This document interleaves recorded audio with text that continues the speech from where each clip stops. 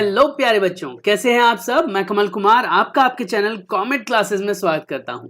तो बच्चों, आज हम बात करने वाले हैं हमारे विज्ञान के पाठ 2 के बारे में, जिसके अंदर हम सजीव जगत में विविधता के बारे में सीखेंगे और जानेंगे। कक्षा 6ठी के लिए ये नई एनसीईआरटी करिकुलम दी गई है, जिसके अंदर विज्ञान को बहुत ही सरल तरीके से सिखाने की कोशिश की जा रही है। इससे पहले जो हमने एक पाठ पढ़ा था, उसमें भी हमने काफी हद तक बहुत सारी चीजें सीखी। आज का ये पाठ भी हमें बहुत कुछ सिखाने वाला है। तो चलिए जानते हैं इस पाठ को, जिसका नाम है सजीव जगत में विविधता। जी हाँ बच्चों, हमारे आसपास में 2 प्रकार के जगत होते हैं, सजीव जगत और निर्जीव जगत। सजीव जगत वो होते हैं जिनमें जीवित प्राणी होते हैं, यानी मैं, आप, कुत्ता, बिल्ली, गधा, घोड़ा, ये सब सजीव जगत में आते हैं बेटा। और निर्जीव जगत वो होते हैं जो निर्जीव होते हैं, लेकिन कहीं ना कहीं सजीवों के लिए ही होते हैं वो भी, जैसे कि हमारी नदियां, हमारे पहाड़, हमारे आकाश, धरती, ये सब निर्जीव जगत है, लेकिन फिर भी हमारे लिए बहुत जरूरी। तो इस पाठ के अंदर हम जानेंगे कि किस प्रकार से निर्जीव चीजें भी हमारे लिए कारगर सिद्ध होती हैं। चलिए जानते हैं, समझते हैं इस पाठ को। इस पाठ की शुरुआत एक बहुत ही अच्छे श्लोक के साथ की गई है। मेरे पीछे पीछे स्टार्ट करना पढ़ना बेटा। संस्कृत में है, थोड़ा लड़खड़ा जाते हैं हम, लेकिन कहीं ना कहीं सीखने की कोशिश करनी है, ठीक है। तो क्या लिखा हुआ है, छाया मनस्य, तोड़ तोड़ के पढ़ लो अगर दिक्कत होती है पढ़ने में। छाया मनस्य कुर्वन्ति तिष्ठन्ति स्वयं मापते, ठीक है, स्वयं मापते फलान्यपि परार्थाय वृक्षा सत्पुरुषा एव। यानी जिस प्रकार से बहुत बड़े बड़े वृक्ष, बहुत बड़े बड़े पेड़ बेटा, वो अपने लिए छाया नहीं करते, दूसरों को अपनी छाया देते हैं। और इस तरीके से वो वृक्ष बहुत अच्छी तरीके से अपने सभी के सभी गुणधर्मों को, अपने ज्ञान को, अपने कह सकते हो काबिलियत को दूसरे को समर्पित कर देते हैं। उसी प्रकार से उनके फल खुद के लिए नहीं होते हैं। उन फलों को कौन खाता है बच्चों, मैं और आप। तो कहीं ना कहीं वृक्ष हमें समर्पण की भावना सिखाते हैं।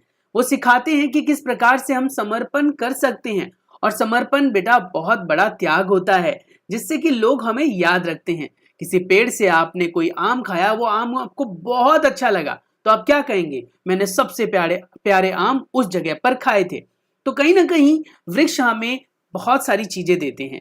ऐसे ही एक अच्छा इंसान वो होता है जो अपने ज्ञान को सिर्फ अपने तक सीमित ना रखे, उस ज्ञान का प्रचार करे, प्रसार करे और लोगों को समझाए, सिखाए। चलिए इसके अर्थ को हम कवि के द्वारा, यानी कि जिसने इसे लिखा है उसके द्वारा जान लेते हैं। तो क्या लिखा हुआ है, बड़े वृक्ष दूसरों को छाया देते हैं, परंतु स्वयं कड़ी धूप में खड़े रहते हैं। उनके फल भी दूसरों के लिए होते हैं, अपने लिए नहीं होते। उसी प्रकार अच्छे मनुष्य भी स्वयं कठिनाइयों को सहकर दूसरों का कल्याण करते हैं। उन्होंने जो कुछ भी अर्जित किया है वो दूसरों को ही दे देते हैं। बिल्कुल सही बात है। तो यहाँ पर आपको बहुत ज्ञान भरी बात सीखने के लिए मिली कि कहीं ना कहीं हम जो सीखते हैं बेटा, वो अगले चरण में काम आता है। यहाँ पर आप देख सकते हो बच्चों कि एक चित्र दिखाया गया है, जिस चित्र में मम्मी, पापा, बच्चे और एक अध्यापक जी हैं। जो एक वन के दृश्य को दिखाया गया है, इसमें बहुत सारे जीव जंतु दिखाए गए हैं और पेड़ पौधे हैं, पक्षी है बेटा, और साथ ही फल और फूल भी दिखाए गए हैं। तो चलिए जानते हैं इस पाठ में क्या है, समझते हैं ईच एंड एवरी लाइन को पढ़कर। कल ही सुखद वर्षा के पश्चात आज यह सब सुहावनी सुबह है। विज्ञान की शिक्षिका सुलेखा ने विद्यालय में प्रकृति की नेचर वॉक को सुगम बनाने के लिए डॉक्टर रघु और मनीराम चाचा को आमंत्रित किया। डॉक्टर रघु के पास अनुसंधान प्रयोगशाला में एक वैज्ञानिक है और मनीराम चाचा विद्यालय के पास ही रहने वाले एक वरिष्ठ नागरिक हैं। मनीराम चाचा पक्षियों की ध्वनि की नकल करने में विशेषज्ञ हैं, यानी वो पक्षियों की ध्वनि की नकल कर लेते हैं। जैसे कि कोयल कहती है ना कू कू, और मोर कहता है लाइक दिस। तो इस तरीके से, मतलब मैंने बहुत अच्छा नहीं किया ऑब्वियसली, यस, तो वो बहुत अच्छा कर लेते हैं। और पौधों और जंतुओं की पहचान करने में भी निपुण हैं। वो बता सकते हैं कि कौन सा पौधा किस चीज का है। विद्यार्थियों को प्रकृति की सैर पर ले जाने से पहले डॉक्टर रघु ने उन्हें बताया कि इस सैर का उद्देश्य प्रकृति में पौधे और जंतुओं की सुंदरता और विविधता का अनुभव करना है। विद्यार्थी उनके साथ प्रकृति की सैर पर जाने के लिए उत्साहित हैं, यानी वो तैयार हैं। चलिए हम जानते हैं प्रकृति के बारे में। वे उनसे बातचीत करने और सीखने के लिए भी उत्सुक हैं। शिक्षिका ने भी सभी विद्यार्थियों को परामर्श दिया कि वे अपने साथ नोटबुक, पेन और पानी की बोतलें जरूर लेकर चलें। ये बात तो आपको बहुत कॉमन सी बात है बेटा कि कभी भी कोई भी चीज शैक्षणिक स्थल पर आप जाते हो, कहीं भी कुछ सीखने के लिए जाते हो, देखने के लिए जाते हो बेटा, तो अपने पास एक कॉपी पेन जरूर रखें, क्योंकि हर बातों को हमेशा याद रख पाना बहुत मुश्किल काम है। तो इसीलिए हमेशा ये याद रखें बेटा कि जो कुछ भी आप पढ़ते हो, सीखते हो, जानते हो, उसको अगले चरण तक पहुंचाने के लिए, उसको हमेशा याद रखने के लिए बेटा हमें उसको लिख लेना चाहिए। कहीं ना कहीं इससे फायदा तो होता है। जैसे जैसे वो चलते हैं वे आसपास के पौधे और जंतुओं की खोजबीन करना आरंभ कर देते हैं। डॉक्टर रघु विद्यार्थियों को उद्यान यानी कि पार्क में गंध की विविधता को महसूस करने के लिए कहते हैं। वे इस बात पर भी बल देते हैं कि हम सभी सजीव प्राणियों का सम्मान करें और उनसे छेड़छाड़ ना करते हुए उनका अवलोकन करें, यानी कि कोई फूल पत्तियां ना तोड़े, किसी भी जीव जंतु को पत्थर ना मारे इत्यादि। मनीराम चाचा विद्यार्थियों से कहते हैं कि वे न केवल विभिन्न पौधों और जंतुओं को देखें, बल्कि ध्यान से विभिन्न ध्वनियों को भी सुने और जानने और समझने की कोशिश करें कि कौन सी ध्वनि कौन से जीव से निकलती है। विद्यार्थी विभिन्न प्रकार के पौधे को देखते हैं, जिनमें घास, झाड़ियां और बड़े वृक्ष शामिल हैं।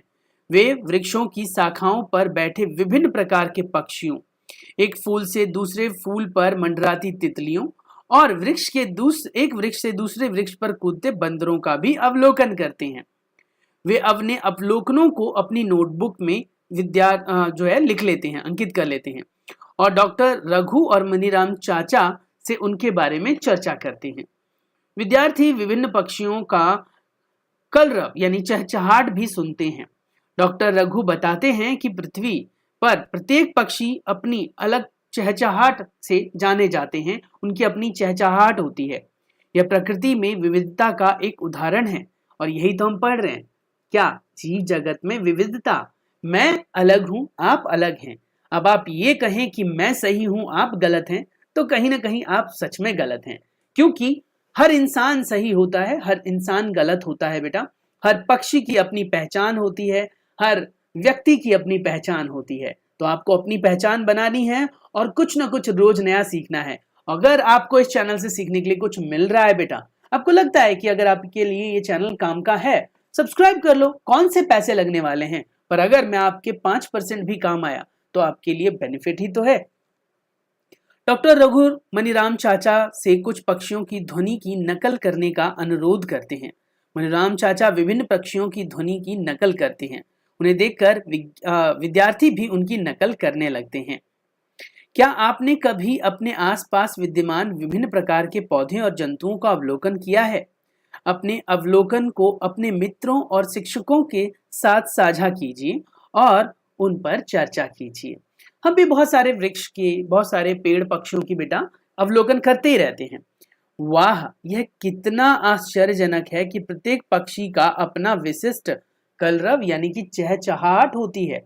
हर पक्षी की अपनी अलग तरीके की आवाज होती है। कौवा काऊ काऊ करता है तो कोयल कुहू कुहू करती है, मोरनी प्याऊ प्याऊ करती है।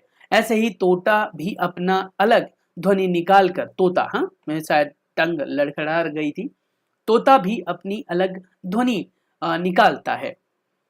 हमारे आसपास बहुत सारे पौधे और जंतु होती हैं बेटा और इनके अंदर विविधता पाई जाती है। क्रियाकलाप 2.1 आइए खोजें और अंकित करें। अपने शिक्षक के साथ मिलकर विद्यालय के उद्यान या आसपास के उपवन यानी कि प्राकृतिक वातावरण में जाएं और सैर करें। प्रकृति की सैर करते समय विभिन्न प्रकार के कीटों, पक्षियों या अन्य जंतुओं का अवलोकन करें यानी निरीक्षण करें बेटा। साथ ही मौसम की स्थिति जैसे कि ठंडा, गर्म, तेज हवा इत्यादि का भी अवलोकन करें। आप भूमि पर गिरे हुए अलग अलग प्रकार के पत्ते और फूलों को एकत्रित करें और अपने स्क्रैप बुक में उसे लगाएं। ये ध्यान रखें किसी भी पौधे की फूल या पत्तियों को तोड़े नहीं। प्रकृति में पौधे और जंतुओं के साथ छेड़छाड़ ना करें, उनका ध्यान रखें, सुनिश्चित करें कि आप उद्यान में फूल पत्ती ना तोड़ें। विभिन्न पौधों में तने, पत्तियां, फूलों और किसी भी अन्य रोचक जानकारी के बारे में किए गए अवलोकन को आप तालिका 2 में अंकित कर सकते हैं। और आपके लिए चित्र 2.1 तथा तालिका 2.1 में कुछ उदाहरण दिए गए हैं। ये घास का उदाहरण है बेटा, ये तुलसी के पत्ते का उदाहरण है, ये गुड़हल का है जिसे चाइना रोज भी कहा जाता है। यहाँ पर बेटा आपके पास एक तालिका दी गई है। इस तालिका का उत्तर आपके पास 2 का दिया गया है, बाकी का लिखना है। और बेटा इन उत्तरों को मैंने अलग से दिया है, वीडियो को बस ध्यान से सुनते रहो, बाद में इन सभी तालिकाओं के मैं आपको उत्तर भी दूंगा, प्रॉमिस। तो हमारे पास सबसे पहले क्या कह रहा है? कह रहा है कि भैया क्रम संख्या है, स्थानीय नाम क्या है, तना क्या है, पत्ती की आकृति कैसी होती है, फूल कैसा होता है, कुछ और अगर आपको देखने में लगता है तो वो आप यहाँ लिख सकते हैं। जैसे सामान्य घास की बात करें तो कहता है सामान्य घास क्या है भाई? क्या कहता है सामान्य घास? तो कहता है कि ये सामान्य घास कोमल होते हैं और बहुत पतले होते हैं। तना कैसा होता है उनका? कोमल होता है और पतला होता है। पत्तियां कैसे होती है? जी तने के विभिन्न बिंदुओं से एकांतरित रूप से एक पत्ता निकलता है, यानी कि एक एक ऐसे ऐसे करके पत्ता निकलता है, जैसे कि आप इस चित्र में बेटा देख सकते हो। यहाँ पर देखो ये ऐसे निकला हुआ है, ये ऐसे निकला हुआ है, ऐसे निकला है, ऐसे निकला है, ऐसे निकला है, ये ऐसे निकला है। तो एक एक करके जो है पत्तियां इसकी निकलती है। उसके बाद फूल इसके नहीं होते हैं, फूल इसमें नहीं होते हैं तो कांटा लगा दो, और या फिर आप लिख सकते हो नहीं होते हैं। पत्तियां कैसी होती है बच्चों? जब निकल रहे होते तब तो हरी होती है, बाद में पीली होकर सूख जाती है। उसके बाद दूसरा हमारे पास है बेटा तुलसी। तुलसी क्या होती है? जी तुलसी इसका नाम है पौधे का। कठोर और पतला होता है, तना होता है इसका तो कोमल था, इसका बेटा कठोर होता है, थोड़ा सा हार्ड होता है। पतला ये भी होता है, बहुत मोटा नहीं होता। पत्तियां जोड़ी में एक दूसरे के सम्मुख व्यवस्थित होते हैं, एक दूसरे के साथ साथ ऐसे लगे होते हैं जोड़ी में, जैसे कि आप यहाँ पर देख सकते हो। ये इसके साथ जोड़ी में है, ये इसके साथ जोड़ी में है, ये दोनों इसके साथ आपस में जोड़ी में है, तो पत्तियां जोड़ी में होती हैं। गुलाबी और बैंगनी कलर के इसमें फूल निकलते हैं। पत्तियां बेटा कैसी होती हैं? इसमें हरी होती हैं, यहाँ पर आप हरी लिख देंगे, ठीक है यहाँ तक। उसके बाद अगला है गुड़हल। गुड़हल का अगर हम अवलोकन करें बेटा तो गुड़हल जो होते हैं वो अपने कठोर होते हैं और तने मजबूत होते हैं थोड़े से। पत्तियां कैसी पाई जाती है गुड़हल की? शाखादार होती हैं और बहुत सारी पत्तियां होती हैं, वो आप यहाँ पे लिख लेंगे, शाखादार और बहुत सारी पत्तियां। फूल कैसा होता है? तो जी लाल रंग का होता है, तो आप यहाँ पर लाल रंग लिख लेंगे, रेड कलर होता है जो, तो ये लाल रंग का होता है। ये लिखने में थोड़ी सी दिक्कत होती है बेटा माउस से, तो ये लाल रंग का होता है, ठीक है। कैसा होता है? लाल रंग का, तो आप ये लिख सकते हैं। पत्तियां किस रंग की होती है? हरे रंग की होती है।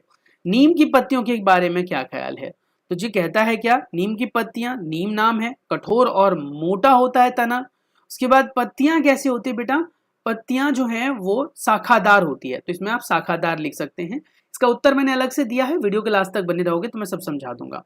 और इसके फूल कैसे होते हैं? थोड़े से सफेद और हरे कलर के होते हैं, चिकनी सतह पाई जाती है। बाकी अन्य में किसी और का भी आप लिख सकते हो। इसी प्रकार से कहता है बेटा अपने आसपास में आप जंतु का अवलोकन करें। कौन सा? देखो यहाँ लिखा हुआ ना, आपने जिन पौधों का अवलोकन किया उनमें क्या समानताएं हैं और क्या विभिन्नताएं हैं वो आपको बताना है।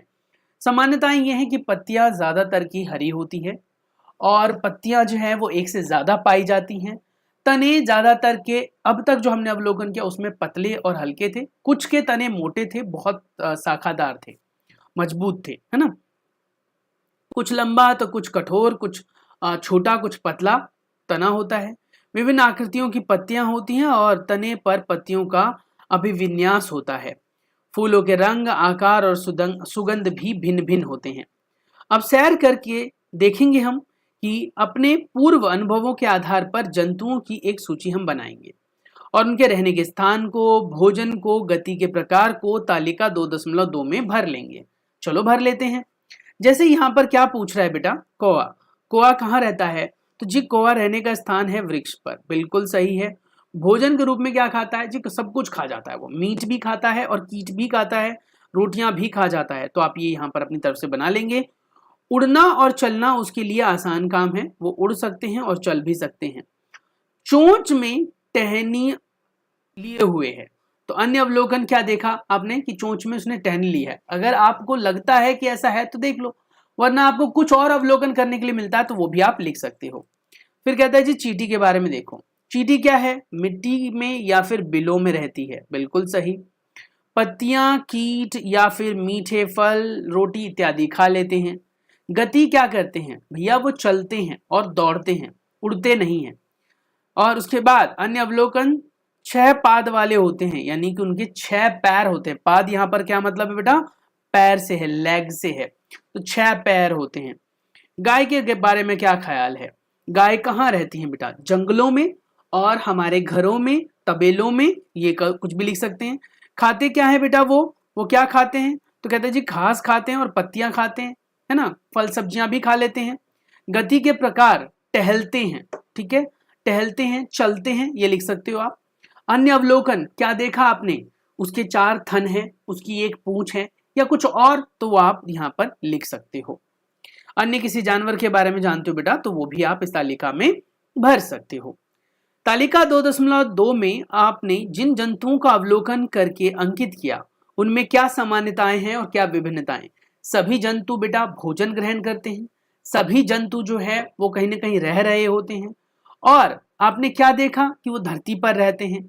कुछ जंतु जो है वो उड़ते भी हैं, जैसे कौवे की बात करें तो कौवा जो है वो उड़ता भी है बेटा, ठीक है। और वृक्षों की जरूरत होती है सबको। आपने देखा होगा कि कुछ जीव जंतु भूमि पर रहते हैं जबकि कुछ वृक्षों पर रहते हैं। पक्षी वृक्षों पर रहते हैं, मछलियां जल में तैरती हैं। मेंढक जैसे कुछ जंतु भूमि के साथ साथ जल में भी रहते हैं। जंतु द्वारा खाए जाने वाले भोजन और उनकी गति के प्रकारों में भी विविधता है। कुछ तैरती हैं, कुछ उड़ती हैं, कुछ चलती हैं, आप ऐसे लिख सकते हो। आपने जिन पौधों और जंतुओं का अवलोकन किया उनके चित्र अपनी नोटबुक में बनाए। सभी के नहीं बनाने हैं, जिनका अलग से अवलोकन किया उनके आप बना सकते हो, अथवा आपके द्वारा एकत्रित किए गए विभिन्न पौधे, पत्तियों और फूलों और जीव के पंखों के साथ स्क्रैप बुक में चिपकाएं और उसका स्मरण रखें। विद्यालय में आते जाते समय अपने आसपास के वातावरण का अवलोकन करें और विभिन्न प्रकार के पौधे और जंतुओं को देखने की चेष्टा करें। ऐसे किसी भी पौधे अथवा जंतु का नाम जोड़ें जिसे आपने पहले तालिका 2.1, 2.2 में सूचीबद्ध नहीं किया, यानी आपको 2-4 नाम एक्स्ट्रा करके लिख लेने हैं बेटा। चलिए क्रियाकलाप 2.2, आइए महत्व समझें। भैया विविधता में क्या महत्व है, क्या महत्व है विविधता का?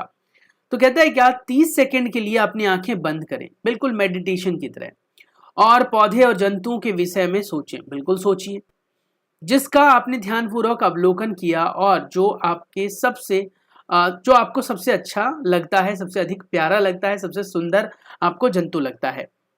जब विद्यार्थी अपने द्वारा सोचे गए पौधे और जंतुओं का चित्र श्याम पटल यानी कि ब्लैक बोर्ड पर बना सकते हैं, आप आए और बनाएं जो आपको टीचर बोलेंगे बेटा। चित्र में बनाए गए विभिन्न जंतुओं के बारे में आपके क्या विचार है वो बताना है आपको, जो कुछ भी आपने बनाया।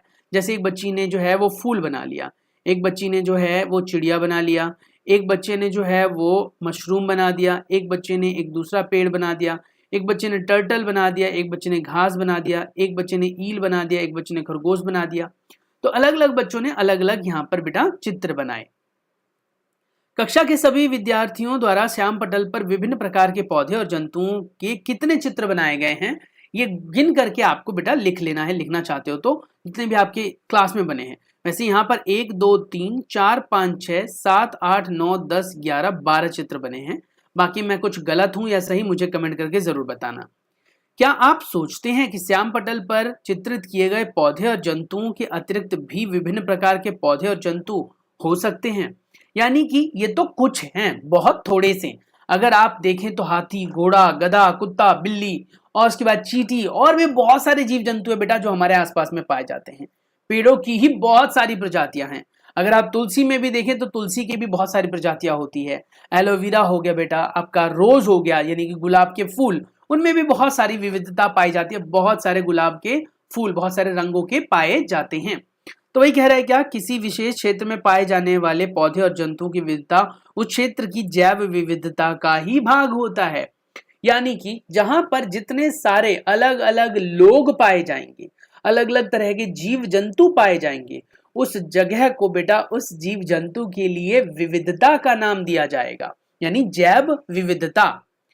किसी क्षेत्र के किसी भी जैव विविधता के प्रत्येक सदस्य की एक अलग भूमिका होती है। अब वो तो है भाई, पेड़ कुछ पक्षियों और जंतुओं का भोजन और आश्रय प्रदान करते हैं। जंतु फल खाने के बाद बीजों को फैलाने में सहायता करते हैं, इत्यादि। यानी कि कहीं ना कहीं हम ये नहीं कह सकते कि पेड़ समर्पण की भावना जानते हैं तो जंतु नहीं जानते, जंतु भी जानते हैं। अब सवाल उठता है कि सर ये पेड़ पौधों ने कहीं ना कहीं फल उगाना क्यों शुरू किया, फल क्यों लग जाते हैं पेड़ पौधों पर, क्या उनको हमारी जरूरत पूरी करनी थी? ना जी ना, सबको अपनी ही जरूरत पूरी करनी होती है। वो बात अलग है कि अपनी जरूरतों को पूरा करने के लिए हमें दूसरों पर निर्भर रहना पड़ता है। जैसे कि अगर हम पेड़ पौधों की बात करें ना बेटा, तो पेड़ पौधे हम पर निर्भर हैं। पेड़ पौधों को कार्बन डाइऑक्साइड कहां से मिलता है? जी हम देते हैं, जीव जंतु। अच्छा, पेड़ पौधों के लिए हम और क्या मदद करते हैं? जी हमने जो फल खाया उसके बीज को क्या किया, हमने फेंक दिया इधर उधर। जहां पर हमने बीज फेंके वहां पर उसके नए पौधे लग गए। तो कहीं ना कहीं हम उस पौधे की वृद्धि और विकास और उसकी निरंतरता को बनाए रखने में मदद कर रहे हैं। तो पेड़ पौधे जितना हमारे लिए जरूरी है बेटा, जीव जंतु भी उतने ही जरूरी है पेड़ पौधों के लिए। तो हमें दोनों का बैलेंस बनाकर चलना पड़ेगा। अब हम 2.2 की बात करेंगे, पौधों और जंतुओं के समूह कैसे बनाएं। ऊपर बस वही है, और भी उदाहरण सोच सकते हो, ये लिखा हुआ है। आप अपनी नोटबुक और पुस्तकों का समूह में व्यवस्थित करेंगे। किस समूह में? क्या उन्हें समूह में व्यवस्थित करते समय आपको अपने बस्ते को अच्छे ढंग से व्यवस्थित करने में सहायता मिलेगी? बिल्कुल सही। आप व्यवस्थित कैसे करोगे? भैया कल मेरा पीरियड कौन सा है, कौन कौन से बुक्स लेनी है, कौन कौन से चैप्टर्स करने हैं, वो चीजें आपने ले ली, अरेंज कर लिया। जो कल यूज में नहीं आएगा उसे आपने घर में रख दिया। तो अरेंजमेंट से फायदा हुआ। किसी भी चीज को जब हम वर्गीकृत करते हैं बेटा, तो क्यों किया जाता है वर्गीकृत? इसलिए जिससे कि वर्गीकृत करने से हम आसानी से उसका प्रयोग कर पाएंगे। अच्छा, वर्गीकृत नहीं करेंगे तो क्या होगा सर? वर्गीकृत नहीं करोगे तो फिर कैसे पता लगेगा कि कौन सी चीज आपने कहां रखी और किसका इस्तेमाल कैसे करना है आपको? आइए अब हम अपने आसपास में के संसार पर दृष्टि डालें। हमारे चारों ओर विविध प्रकार के विशेषताओं वाले विभिन्न प्रकार के पौधे और जंतु विद्यमान हैं, जिनके विषय में हमने अनुभाग 2.1 में सीखा। हम उनकी समानताओं और विषमताओं या भिन्नताओं के बारे में भी समूह कर सकते हैं, बना सकते हैं। क्रियाकलाप 2.3, आइए समूह बनाएं। विविध प्रकार के पौधे और जंतुओं के चित्र को एकत्रित कीजिए। आप अपने पुरानी पत्रिकाएं, समाचार पत्र, चार्ट या अन्य स्रोतों से भी इसे काटकर लगा सकते हैं। प्रत्येक चित्र अलग अलग कह सकते हो कार्ड पर चिपकाएं और अपनी कक्षा को 5 से 6 विद्यार्थियों के अलग अलग समूह में बांट लीजिए। अपने समूहों के सभी विद्यार्थियों द्वारा बनाए गए कार्ड को एकत्रित कर लीजिए। कार्ड में दर्शाए गए प्रत्येक या सभी जंतु पौधे के विभिन्न विशेषताओं का अवलोकन करें। तालिका 2.1, 2.2 में लिखे गए पौधे और जंतुओं के विशेषताओं को स्मरण करें। एक समान विशेषता के आधार पर उन्हें हम समूह में वर्गीकृत कर सकते हैं। यानी कि समानता होनी चाहिए, कुछ ना कुछ तो समानता होगी, तभी तो आप वर्गीकरण करोगे। आपके द्वारा बनाए गए पौधे और जंतुओं के समूह के आधार पर कक्षा के अन्य समूहों के साथ साझा करें और उन पर चर्चा करें। आप यह देखकर आश्चर्यचकित होंगे कि विभिन्न समूहों द्वारा उपयोग किए गए आधार पर भिन्न हो सकते हैं। आपको क्या पता लगता है उनके पीछे का क्या कारण है? हो सकता है कि विभिन्न विद्यार्थियों के समूह बनाने के लिए विभिन्न समानताएं या कह सकते सामान्य विशेषताओं का चुनाव किया हो।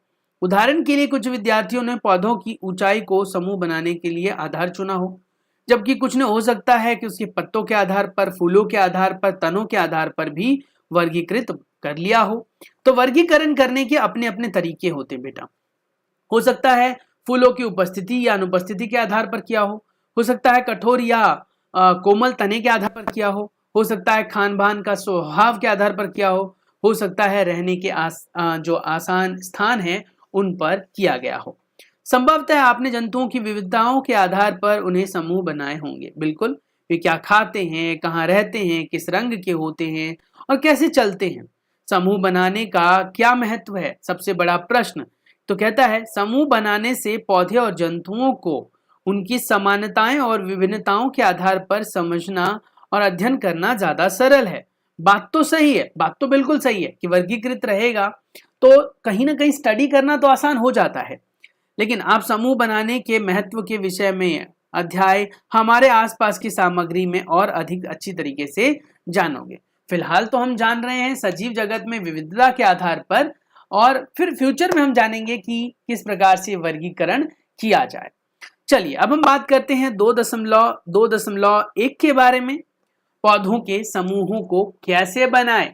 क्या तने के आधार पर, फूलों के आधार पर, सुगंध के आधार पर, या फिर फूल की संख्याओं के आधार पर कैसे भी वर्गीकृत कर सकते हो।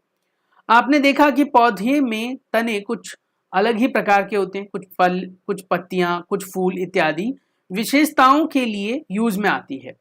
विभिन्न पौधों के तने मोटे, ऊंचे, कठोर और भिन्न हो सकते हैं, जबकि पत्तियों की आकृति का रंग, आकार, व्यवस्था भी अलग अलग हो सकता है।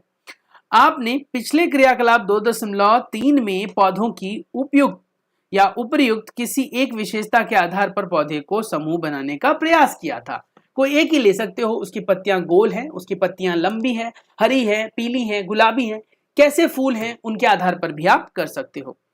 आपने पूर्व की कक्षाओं में सीखा होगा कि पौधों के समूह ऊंची या ऊंचाई और तने के प्रकार के आधार पर शाख, झाड़ियां, वृक्षों के रूप में बनाए जा सकते हैं।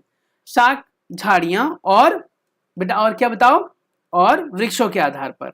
आइए पौधों की विशेषताओं का विस्तार करते हैं, अध्ययन करते हैं और जानते हैं समूह बनाने के बारे में। आइए क्रियाकलाप 4.2 करें, जिसमें हम समूह बनाएंगे बच्चों, यानी कि आइए समूह बनाएं। आइए कुछ अन्य रोचक अवलोकन के लिए एक बार पुनः प्रकृति की सैर पर चलते हैं। विभिन्न पौधों की ऊंचाई ध्यानपूर्वक देखिए। क्या आपने देखा कि सभी जो पक्षी हैं, जो पेड़ हैं, उनका जो आकार है वो क्या सेम है? नहीं, अलग अलग है। या आपके ऊपर बराबर ऊंचाई के अथवा उससे अधिक ऊंचाई के भी हो सकते हैं। तने का रंग भूरा, हरा हो सकता है। साथ ही उनके तने छूकर महसूस करें या उन्हें धीरे से मोड़ने का प्रयास करें। तो क्या आप सरलता से तने को मोड़ सकते हैं अथवा ये कठोर है? ये भी करके देखें। जो कठोर होगा वो टूट जाएगा, जो सॉफ्ट होगा बेटा वो मुड़ जाएगा। यह भी देखें कि पौधों की शाखाएं कहाँ निकलती हैं, वे भूमि के निकट से निकलती है या फिर तने के ऊपरी भाग से। अपने अवलोकनों को तालिका 2.3 में भरिए। तो बोलिए सत्यनारायण भगवान की जय। तो आज के लिए बस इतना ही बेटा, मिलते हैं नेक्स्ट वीडियो में जिसके अंदर हम इसके आगे की बातें करेंगे। अगर आप चाहते हैं कि ऐसी वीडियोस आप लोगों से मिस ना हो तो आप लोगों से एक है रिक्वेस्ट, जस्ट कीजिए सब्सक्राइब, बेल आइकन को प्रेस कर दो बेटा, लेटेस्ट वीडियोस से रिलेटेड इंफॉर्मेशन के लिए। क्यों, समझ में आया ना? चलिए तो फिर मिलते हैं ब्रेक के बाद। Take care, bye bye.